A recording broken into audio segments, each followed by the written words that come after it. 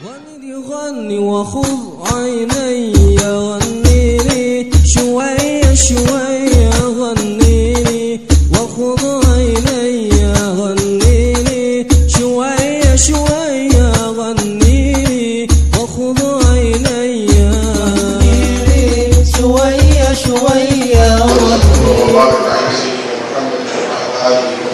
ومن والاه وسلم تسليما كثيرا كثيرا. السلام عليكم ورحمة الله وبركاته.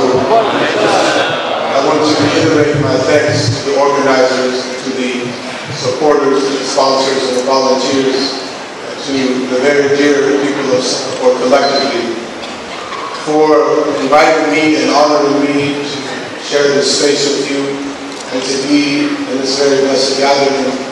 One that reminds one not only of Medina, but also of the blessed one by whom we honor the city of Medina, Sayyidina Muhammad sallallahu alayhi wa sallam. Talking about Rasulullah is the hardest thing to do, and it's the easiest thing to do. It's the hardest thing to do because it's like standing before an endless ocean and attempting to describe that ocean's majesty and that ocean's beauty. And in this regard, Imam al-Husayni said, فَإِنَّ فَضْلَ رَسُولِ اللَّهِ لَيْسَ لَهُ حَدًّا فَيُعْرِضُ عَنْهُ نَاطِقٌ بِفَمِهِ. The virtue of the Messenger of Allah, sallallahu alayhi wa sallam, is boundless, and thus nobody with a tongue and two lips could possibly elucidate it.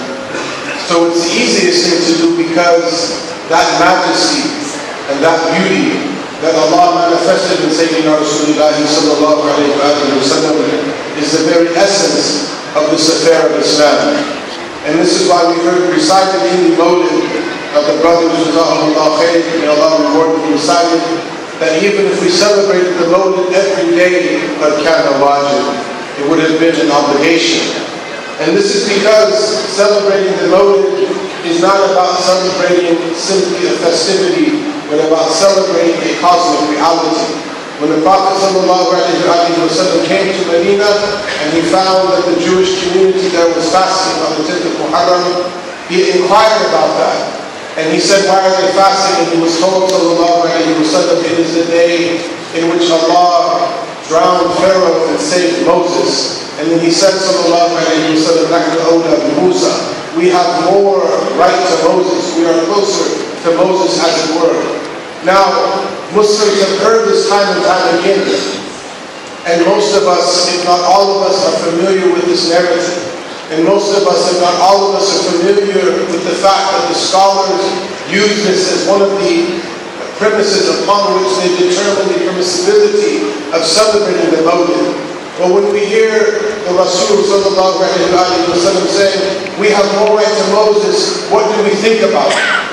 Do we think about some type of comparison or some type of competition? Or do we realize that what the Prophet is saying here is that I am the fulfillment of that prophecy that Moses himself was given. I am the completion of that bushra, that glad tidings that Isa alayhi salam, the Prophet Jesus, told about. I am the foretold one. I am the cornerstone. I am the Mustafa sallallahu alayhi wa sallam. So I have more right to Moses, and my community has more right to Moses because we want to have connectivity. We want to be universal. One of my teachers and professors, a rabbi in America with whom I studied Hebrew, he said to me one day, you should become Jew. You should become a Jew. And I said to him, why would I want to do that? He said, because you're studying the Torah and you're studying Hebrew, you should become a Jew. I said, Rabbi, I don't need to become a Jew because I already believe in Moses alayhi salam. And I already believe in the biblical prophets alayhi salam. I said, you should become a Muslim. And he said, I can't become a Muslim. Because when the Prophet says, Nahnu awla bi Musa, this is part of the reflection of that prophecy found in Deuteronomy 18:18, when it says in Hebrew, that I will raise them up a prophet from amongst their brethren, like you, speaking to Moses, alayhi salam, that there will come a prophet from the brethren of the children of Israel, like Moses. Who other could that be than Sayyidina Muhammad sallallahu alayhi wa sallam? So when he says, we have more right to Moses, what this means is that you're talking about the fulfillment of human purpose, and you're talking about a foretold, very important historical phenomenon. So these scholars determine that if we celebrate the 10th of Muharram through fasting, in emulation and in following the Prophet sallallahu alaihi wasallam, what are we celebrating? We're celebrating a historical event. And what are we celebrating tonight? We're celebrating the single most important historical event that ever happened, and that is the birth of Rasulullah sallallahu alaihi wasallam. There has never been a historical event that happened, and never will there be a historical event that happens greater than the birth of Sayyidina Muhammad sallallahu alaihi wasallam. Because if Sayyidina Muhammad wasn't born, we would not have been born. فَكَانَ مَوْلِدُهُ مَوْلِدَ أُمَّةٍ. Because the birth of the Prophet was the birth of a nation.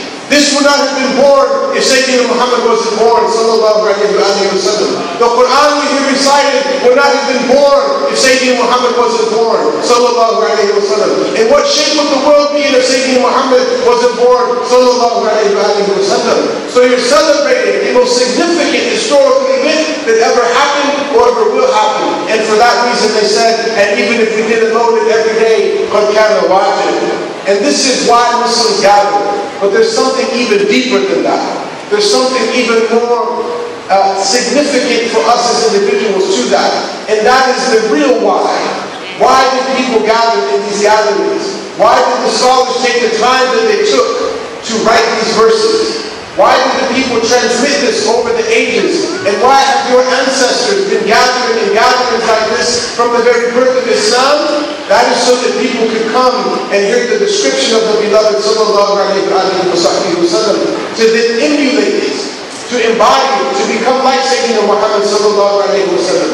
Because you're sitting in a gathering, hearing about his virtue and hearing about his praise, and all of that will either be a proof for you if you embody it, or a proof against you if you don't embody it. Because you're listening to the praise of the beloved in order that you might become like the beloved sallallahu alaihi wasallam.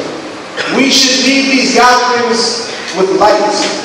We should leave them with a physically visible light.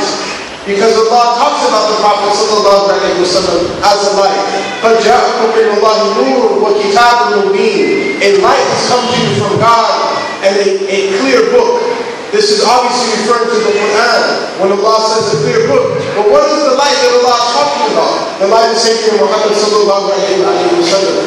We heard recited in the Mawlid that that light was stored in Adam. That the light of Sayyidina Muhammad was in Adam. And then it was transferred from Adam into the loins of the Prophet's forefathers alayhi salam until his birth. Reflect with me for a moment on that well-known narrative that Abdullah, the father of Rasulullah sallallahu alaihi wasallam, who was called Yusuf al-Qawmi, he was called the Yusuf of his people because he was so handsome. You know, today we talk about this person is handsome or that person is handsome. When Abdullah was betrothed to Amina, when it was announced that he would marry Amina, all of the eligible women of Mecca fell ill. This is different than somebody changing their status on Facebook. He went from single to engaged to in a relationship to married. Maybe he had one or two sisters to lead him on Facebook. No. Abdullah, when it was announced that he would marry Amina, all of the eligible women in Mecca fell ill. How handsome must he have been? That women fell ill just at the news that he would be married. Why?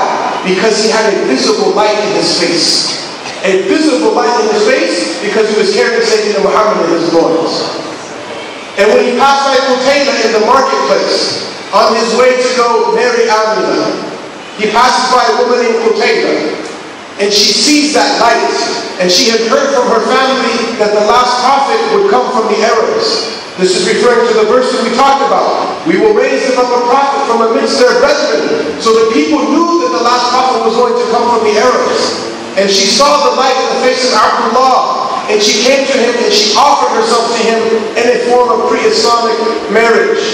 And she also incentivized it for him. And she said, if you'll come to me and be with me, I will give you 100 camels. And this, you know, today we hear about camels. I don't have much use for a camel. You probably don't have much use for a camel. But for the Arabs, this was the most prized wealth they could give.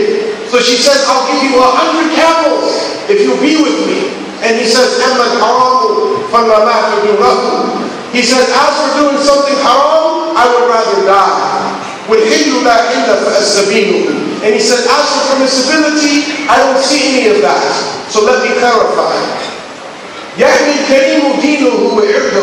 He said, a person of nobility guards their religion and guards their dignity. What then about this affair that you want, ma'am? That was an American translation at the end. What about this affair that you want, miss? I would rather die than do something that is impermissible. This is a very poetic and very eloquent way to say thanks, but no thanks.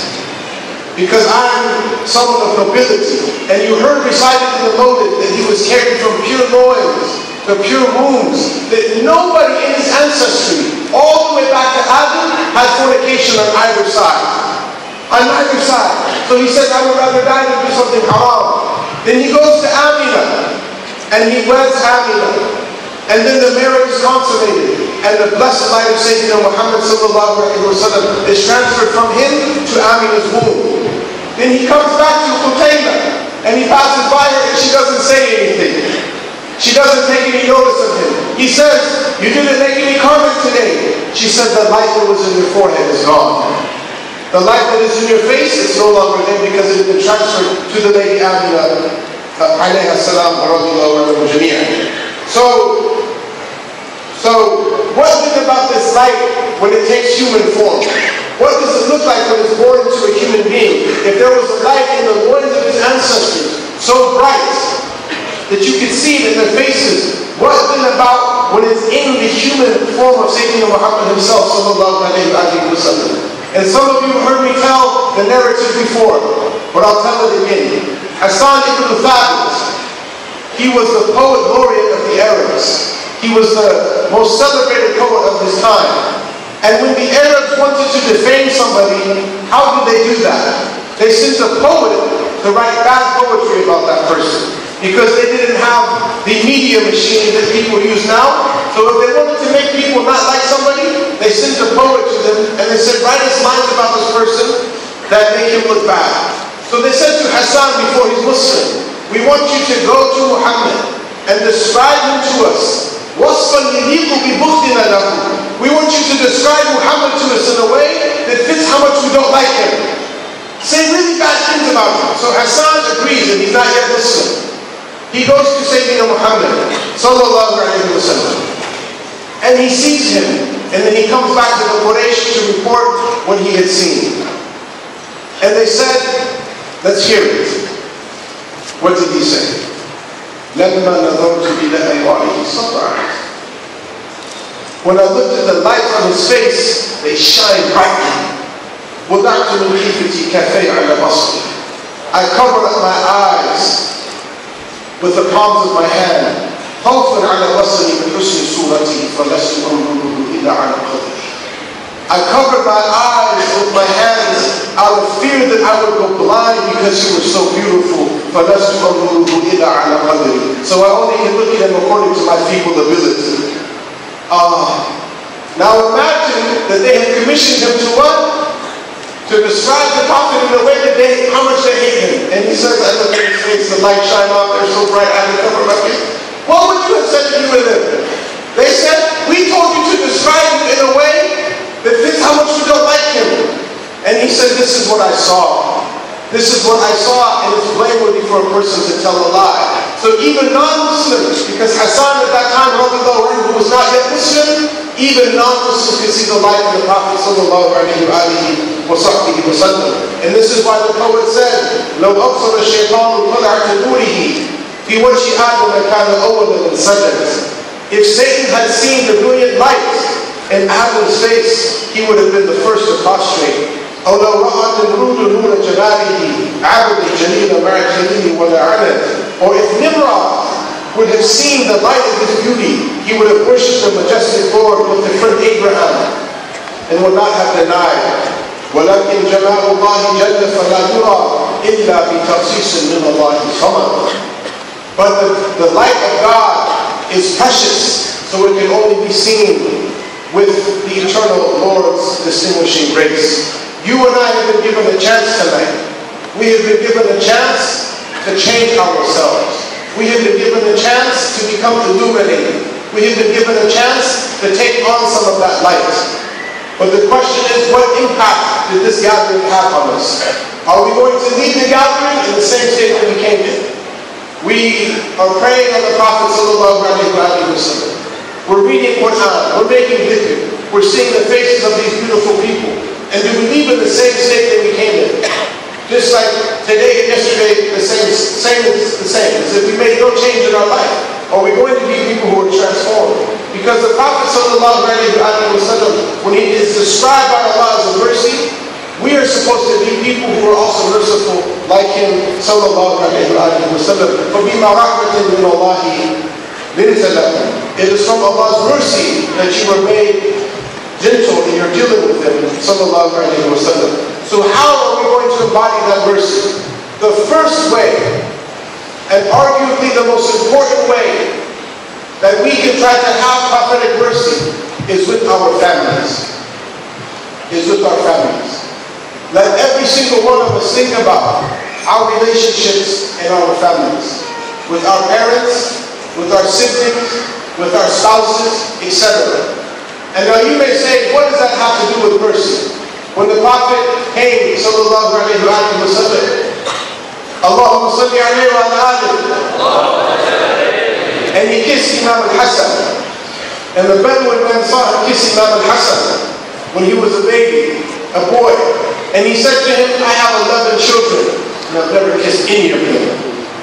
In other words, I'm tough. As a Bedouin man, I'm tough. What did the Prophet say, sallallahu alaihi wasallam? Man la yarham, la yurham. Somebody who does not show mercy will not be shown mercy. But the way he describes it is in dealing with who? His children, his family members.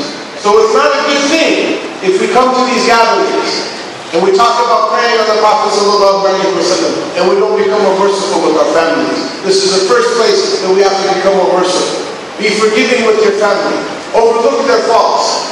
Think about when the lady Aisha radiallahu anha, when she becomes jealous because one of the Prophet's other wives sent food and he's eating with his companions. Now imagine this, brothers, imagine this. You're sitting with your friends and you're eating dinner and his wife comes in and she flips over the plate in the middle of the gathering. What would happen? You know, in America what they would say is, guys, I'll see you later. I gotta have a conversation. Imagine she comes into the gathering. She doesn't say anything. She comes and she flips over the plate in front of the Sahaba.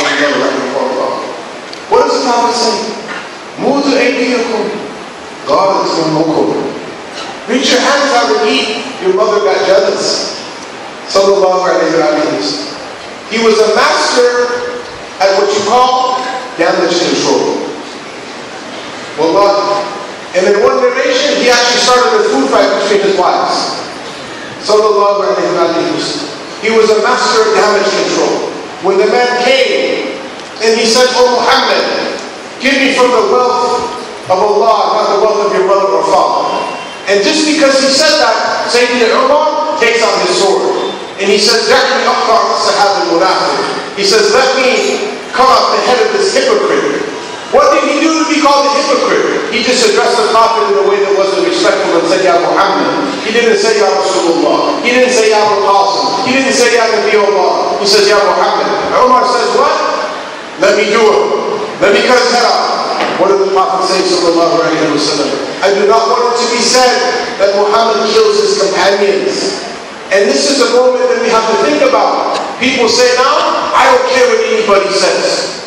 I'm going to do my deed and I don't care what anybody says. That's not the way the Prophet was, sallallahu alaihi wasallam. I don't want it to be said that Muhammad kills his companions. This is what you call PPR, prophetic public relations. Prophetic public relations. I don't want it to be said that Muhammad kills his companions. Now imagine that the Prophet takes this man who is disrespecting him and he gives him a significant gift. And he says to him, have you had enough? Are you happy? He says, not really. Now hold on a second, his companions are right outside there, one of them ready to kill you. You haven't had enough yet? Seriously.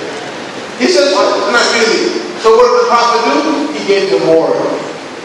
He gave him more. And then he said, have you had enough? He says, he says, yes, I have. So thank you very much, my Arab clansmen. Okay, now the Prophet didn't leave him then. He says, I want you to go out and tell my companions that you're happy. I want you to go out and tell them that you've had enough because they're still bothered by what you said. Again, prophetic public relations. So that we know that we also have to have mercy with the people who disagree with us. People who don't agree. And you're going to find, unfortunately, that we're in an age when even some Muslims would object to a gathering like this. You don't have to be very intelligent to come to a gathering like this and know that something's right. Know that something beautiful is happening. All you have to do is have a heart. You come to this gathering, you can feel it. But there are some Muslims who will say, haram, you shouldn't go to a mawlid. You say, why not? It's bid'ah. But then he invites you to his birthday party. Huh? The birthday party. There are even some Muslims. So we should argue with them? We should hate them? We should fight with them? No. We say, if you don't want to come, brother, that's okay. But alhamdulillah, we are very honored to know that we're doing something that we have proof for. This isn't something we made up. Do you think that the salaf of this place, you think they made this up? They have proof for this. They're doing something with the chain connected to the Prophet sallallahu alaihi wasallam. So we have to have mercy even with the Muslims who disagree with us. And you know the story. You've heard me tell it before. A man came to a brother and he said, alhamdulillah, Muslims are good. He said, but you have to be careful. He said, what do you mean? He said, some Muslims have issues. He said, what do you mean? He said, you just have to be careful. He said, there's only one country in the whole world where they still have true Islam. He said, really? He said, yeah. He said, but even in that country, some of the brothers have issues. He said, it's really only in one city in the whole country where they have true Islam. He said, really? He said, yes. He said, but even in that city, some of the masajid, their aqidah is wrong. He says there's only one masjid in the whole world that's on haqq, that's on the truth. He said, really? He said, yeah. He said, but be careful. If you go to the masjid, some of the brothers there have issues. Be careful. He said, really? He said, yeah. He said, there's only two people in the whole masjid who have true deen. He said, really? He said, yes. He said, who is it? He said, it's, to be honest, me and the imam. He says, and the imam, I have some doubts about his aqidah. It's funny, right? But in reality, it's sad. In reality, it's sad that some people actually think like that. We don't want to be like that. We don't want to think we're the only people who are right. Be merciful with Muslims. You're looking at someone who 16 years ago, I wasn't even a Muslim.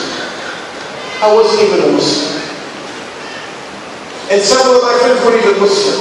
And now we're Muslim, alhamdulillah. And you can say, alhamdulillah, welcome brother. And you can even be generous enough to let me speak to you. If you can look at somebody who wasn't Muslim with that much mercy, how then do you look at another Muslim?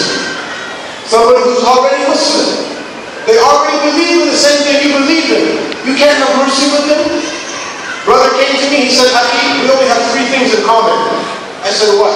He said, Tawheed, Risala, and Ma'ad. He said, our monotheism, our belief in prophecy, and our belief about the end of time. You know what I said to him? I said, MashaAllah, that's more than I have in common with my family. And I get along fine with my family. So what then about a Muslim? So we have to be merciful to Muslims. Now this asks a really important question. Which Muslims? Only the good Muslims who are on our team? Or even the so-called bad Muslims? The great Imam Abu Hanifa, may Allah be pleased with him, he had a neighbor named Muhammad. I'm going to tell you the story, then I'm going to turn over the floor inshallah. He had a neighbor named Muhammad. And his neighbor used to play the oud all night long and sing really loud and disturb the imam. And what did he sing? He used to sing, Bay'a'uni, Bay'a'uni. They neglected me, they neglected me. He's feeling sorry for himself, right? So he played the oud, Bay'a'uni, Bay'a'uni. One night, Abu Hanifa doesn't hear his neighbor. He's not there. So he became worried about him. If you had a neighbor like that, you'd say, what? Alhamdulillah, tonight he's not screaming. Huh? He says, he's not there. Let me go check on him. Let me go check on who? The man who's keeping me awake at night. And what was Abu Hanifa doing at night? He prayed Fajr with the wudu of Isha for 40 years. Yani he didn't sleep at night for 40 years. So when his neighbor's singing, he's doing what? Praying tahajjud and reading and writing. When he wakes and he's not singing, so let me go check on him. So he goes and he says, where's Muhammad? They said he took him to jail. What would I say? Or what would you say? Alhamdulillah, find him. Right? He finally got what he deserved. So what does he do? He goes to the prison. This is Imam Abu Hanifa. He could have stayed and been writing. He could have stayed and been codifying his legal thought. But what does he do? He goes to the prison. He comes to the prison and the guards say, how can I help you? Sir, who am I speaking to? He says, I'm Abu Hanifa Nu'man. He says, you're who? He says, I'm Imam Abu Hanifa. He says, marhaban, welcome, welcome. How can I help you? He said, I have a neighbor and his name is Muhammad. And I'm worried about him because they said he's here in the jail. And I was hoping you could do me a favor and let him out. The prison guard said, what? He said, because you came and you're Abu Hanifa, not only will we release your neighbor, but we will release everybody in the jail whose name Muhammad. Everybody in the jail whose name Muhammad. So, he comes out, Muhammad comes out, and he finds who waiting for him, his neighbor Abu Hanifa. Now how would you feel? He's the guy who's keeping him up all night long, singing the song, and there's the imam waiting for him outside the prison. And he comes out, and Abu Hanifa says, so what? They are not. Have we neglected you? Have we neglected you? Because he used to sing, they neglected me, and he became one of his students. He became one of his students. And this is the task for me, and this is the task for you.